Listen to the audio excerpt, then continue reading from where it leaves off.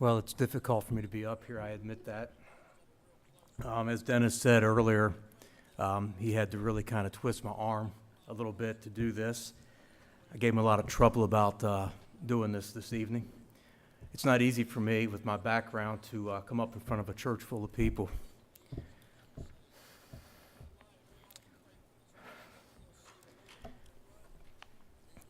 You all know, most of you, that I was a pastor, and it's just not easy to get up in front of everybody and admit that I have some faults like this. But I gave Dennis all the reasons why I didn't want to do it. And he took every one of them and just yanked all my excuses out from underneath me. And so I just finally had to give in. So here I am. My goal is, as Dennis said, to give God the glory for what he's done so far in my life. And I know I've got a long way to go yet. And I'm sure there's some of you here today that will be encouraged by what I have to say regarding the strongholds that I have had in my life. And my desire is that it will help you and give you hope like it did to me. That God is able to give you strength to overcome whatever has you in its grip. I want to give you a little bit about my history. I want to begin by giving you a little bit of glimpse into my past, so you'll better understand where I'm coming from here tonight and how I ended up in the condition that I found myself in. We all understand our backgrounds, our situations that we've gone through have affected us, and they've shaped us into what we are today, for better or for worse. And so some of you will relate better to my past, I'm sure, than others, but hopefully I'll be of help to some here tonight in some way. I want you to understand I'm not sharing these things with you to make excuses for who I am or how I behave, but merely to give you a better perspective. I grew up in an angry home. And before I say the next statement, I want you to understand here, I'm going to make this clear. I love my father. And I don't blame him for my problems. But my father had a violent temper.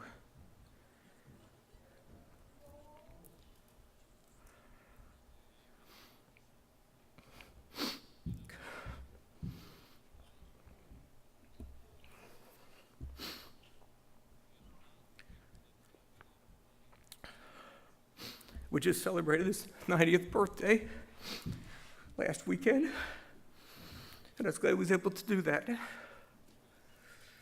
And though he never physically hit me, or my mother, or any of my other brothers or sisters, he used words that I guess in some ways hurt me worse than if he'd just gone ahead and hit me.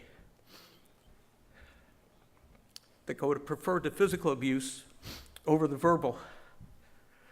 But as a result, I learned to lash out angrily. My wife could testify to this. I had a short fuse. I could get angry very quickly and easily, and I'd explode and take my anger on anybody and everybody around me. When I got married, I took that behavior with me. Fortunately, I wasn't angry constantly, but I still had my episodes where I would just erupt, and to get it out of my systems, I would explain it, and perhaps more accurately, excuse it. I didn't realize then, but I was simply creating a pattern of behavior would later cause me a lot of trouble. My wife and I headed off to Bible college with my two small daughters, and she was expecting our son at the time. During that time, my wife and I experienced a lot of difficult situations. I was working, going to school full time, busy with church-related ministries. I was going 8 days a week, burning the candle at both ends of the stick, while my wife was doing the same thing at home, raising the family by herself, our 3 children, no family and no one else to help her. But fortunately, I would say that during this most difficult time in our lives,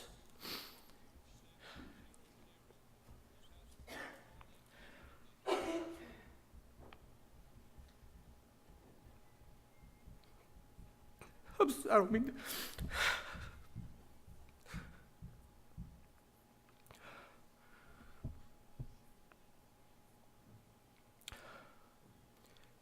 Sorry to make a fool of myself up here. But we witnessed some of the greatest miracles of God working in our life. I don't have time to go into them all, but he sustained us and met every need that we had.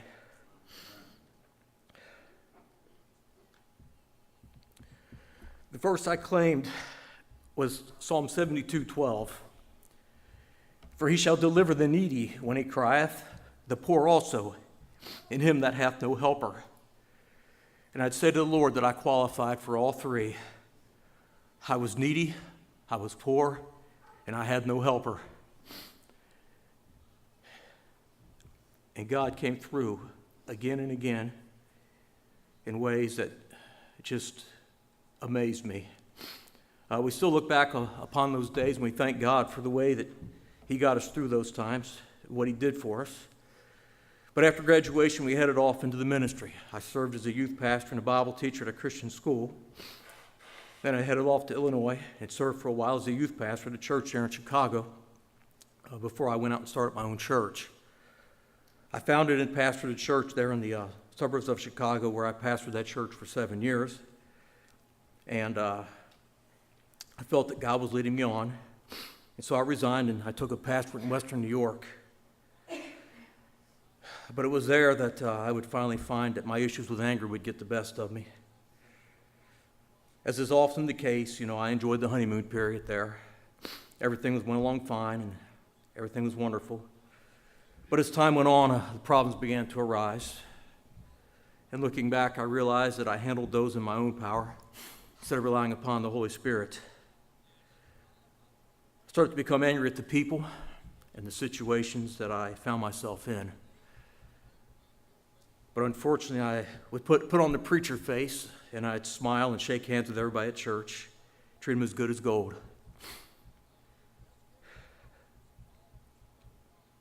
But when I got home, it was a different story.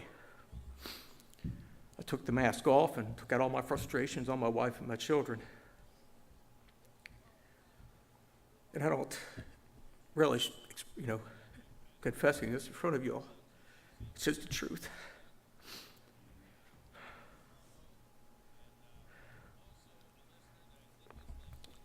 My habit was to go into my auditorium where I'd pray.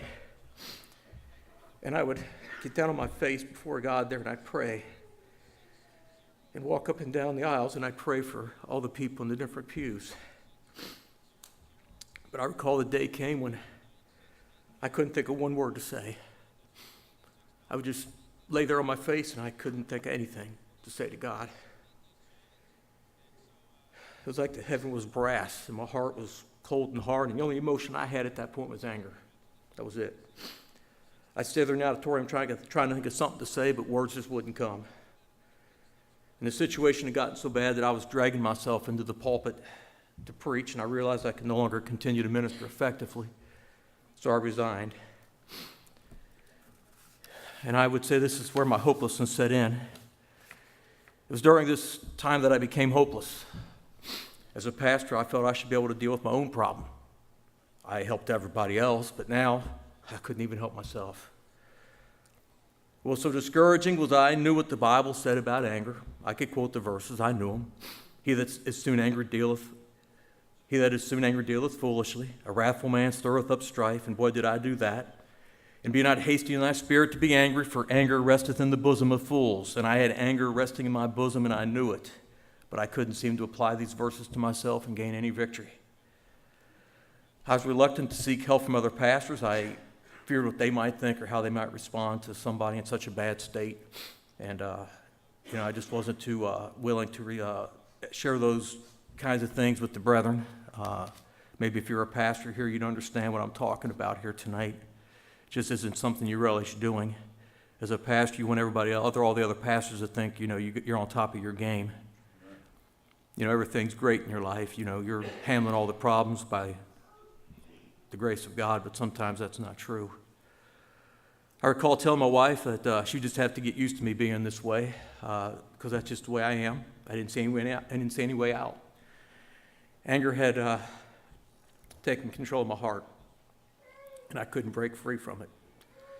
I got to the place where I was happy being miserable. And I had a short fuse, and everything my wife said to me just turned into an argument. So she really didn't want to talk to me. And after my resignation, we moved here to Erie and started attending Grace at Calvary. I just wanted a place to hide, and I just wanted to come, sit back, and listen. And my marriage was a mess. My emotions were too. Resigning just seemed to add more to my misery. As now I was not only gripped by anger, but I felt completely useless. My entire life up to that point had been about ministry. And now that I'd resigned, I felt like my life was over. I went through a really bad time. Pretty much all I did was cry. It still had anger, though, and just felt like I had no more use. I just felt like my life was pretty much a mess, and pretty much God couldn't do anything with somebody like me. And I've gone from job to job since coming to Erie here, and I had no idea what to do with my life, but I had made one decision, and that was I would not do anything ministry-related until I knew for sure what God wanted me to do, and that I was ready for it. So I've been here about 9 years in a state of perplexity. I knew I'd come to the right place, but I found myself still dealing with my anger issues. And so after floundering all of these years, I started to find that my healing started to take place. But God started to use Dennis, who started talking to me at church during fellowships and after church and different times, and he just listened to me. I'd share my problems with him. And he realized I was very gun-shy of sharing my confidential details. And eventually the day came that he offered me a chance to come privately here to the church and take advantage of the RU program. I liked that idea since I wouldn't be required to share things in public. I just wasn't ready for that. So I started to come, but to be honest, I think I even told you this. I felt like it was a waste of time. I thought it was going to be a waste of his time and mine. But he was telling me to do it, so I thought, well, I'll please Dennis and I'll show up, you know. But as soon as I started coming, I started sharing things with him. I found myself getting all emotional like I am up here and crying. I felt like a fool every time I came.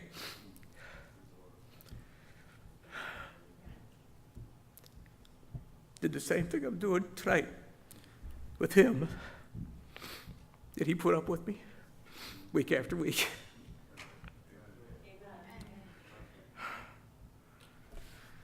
But one time he asked me to pray, and he stopped me as soon as I started praying, and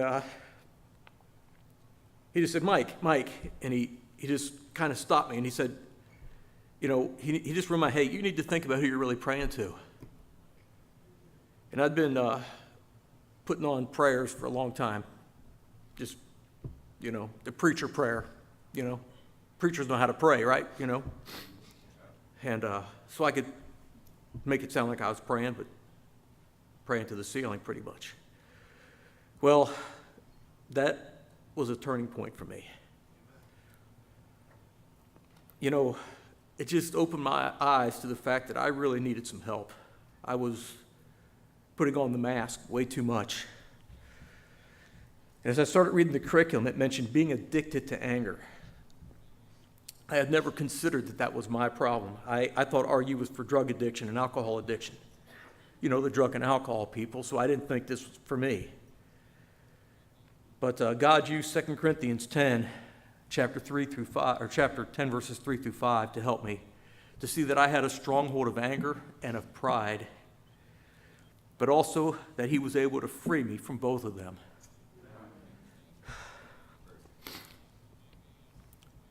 For though we walk in the flesh, we do not war after the flesh.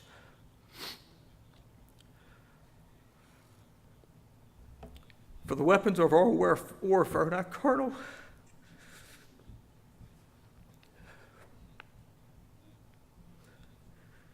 but mighty through God to the pulling down of strongholds, casting down imaginations and every high thing that exalteth itself against the knowledge of God, and bringing into captivity every thought to the obedience of Christ. A flicker of hope came over me as I realized that God still loved me and wanted to give me victory that I longed for so desperately. I finally confessed my anger and my pride to God. For the first time, I really truly admitted that I was addicted to it, and I couldn't free myself from it. And I really truly prayed. I didn't just pray to the ceiling. Now I'm slowly beginning to see some improvement. My emotions are beginning to function again, because if it weren't true, I wouldn't be up here crying tonight, because I didn't have any emotion except anger. The only thing I could do was get mad. I could do that real quick, real easy. But before coming here to argue, all I felt was anger brewing just under the surface. It's just waiting for someone or something to set it off. But that feeling has subsided and went away for the first time in a long time. I don't feel that burning in my bosom anymore. And since I started my journey here, the Lord's given me some things that have encouraged me. For instance, the other day I got a call, an unexpected call from my friend who took over my church in Illinois. And he was so excited when he called, and he couldn't wait to share some stuff with me. And I could tell he was just all bubbly, and he had something. I could tell he just was waiting. He couldn't wait to tell me. And he started telling me about how he'd just gone to Walmart. And he went to this Walmart, he said, in Romeoville. And I thought, well, I know where that is. And yeah, big deal. So he went to Walmart. Everybody goes to Walmart, And but he was building up to the story he wanted to share with me. And he said, all of a sudden, this guy came over, and this guy hugged me, and he hugged me about 3 different times. I'm thinking, what kind of guy would hug you 3 different times? I'm still waiting for, what's going on here? What are you getting to? Well, he finally started to tell me about that this fella, saw him and came over and got things right and started to hug him, and they started to talk. And well, he finally told me who the fella was. And this was one of the young men. Well, he was a young man at the time when I was there. And this young man had given me a lot of trouble. And I had told my friend, Brother Ron, that you better keep an eye on this young man. He'll probably give you trouble too. And he did. He split the church on my friend and started another church. Well, they got together there at Walmart and got things right and renewed their friendship. He knew I'd want to know about that, and I did, and I was so glad. I was so glad to hear about that, because that doesn't often happen, that people who do things like that will actually get things right with you. And I was really happy to hear it. And he told me how much he appreciated me for starting the church there in Illinois. And then he told me he considered me his hero. Well, I got off the phone, and I just sat there and I just cried. I cried for a long time to know that my church was still succeeding there, and that this man had gotten things right with him just did my heart really good. And the Lord's given me opportunities now to fill pulpits in the area, and the whole month of November is full. And so I'll be preaching every Sunday here in November. I do pulpit supply, as most of you know. And it seems like now that I've gotten things straight with the Lord, all of a sudden the calls don't quit coming. And I'm going to have to start turning some of them down, I think. But before RU, I came to church and I listened. I listened to Pastor Alquist. He could preach, let me tell you, he could preach. And I listened to him every Sunday night, every Wednesday night. But now I'm starting to hear pastor's messages. There's a big difference between listening and hearing. Yes. And God is beginning to speak to my heart again. And I recall, Pastor, you were preaching from Romans 6.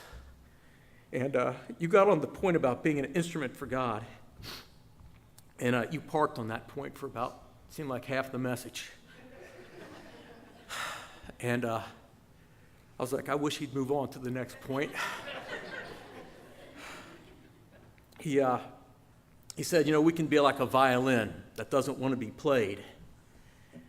Talking about there in Romans 6 about how we need to be an instrument for God. We need to yield our members as instruments unto God, and he started talking about how you can be like a violin that doesn't want to be played, and that was me. I was content being in church and just, like, I was just saying to God, just leave me alone. I don't want to be played anymore. I didn't want to be really, just don't use me, God. I'm happy just sitting in a pew. That's all I want to do, and I don't want anything else on my plate. Well, I realized how wrong that was, and I have surrendered my life back to God, and I told him I am willing to be an instrument in his hand again. Now, that wasn't easy to do, because I know the kind of commitment that means, that it takes. I have no idea what God is yet to do with me, but then Pastor recently preached about, doesn't matter how old you are, God can still use you. And, I'm not getting any younger, and my hair is falling out, and I'm getting gray-headed, and him preaching about getting older kind of did me good to realize that life isn't over yet. And I just told my wife, I said, well, it doesn't matter what God wants me to do. I don't have many years left anyhow, so I don't care how tough it is, or how hard it is, I'll be willing to do anything he wants. So here I am, just willing to do what God wants. But I'm still in the healing process, but I'll say this, my hope has been restored. And I know I still have a long way to go, but I hope my wife has noticed some improvements. I think she has. I think she's seen some improvement in my behavior. At least we don't argue every night. And hopefully her and my son will continue to see more changes in my life. But Dennis kept reminding me that I need to build my relationship to God, and that's what I've been kind of losing. I lost my focus on that, and so I am building my relationship back with God, and I would appreciate you praying that God will help me to continue to improve my relationship with him, and that as a result of that my relationship with my wife and my son and my 2 daughters, who I hurt so badly because of my pride and my anger, will improve as well. So I'd appreciate you praying for me. Thank you.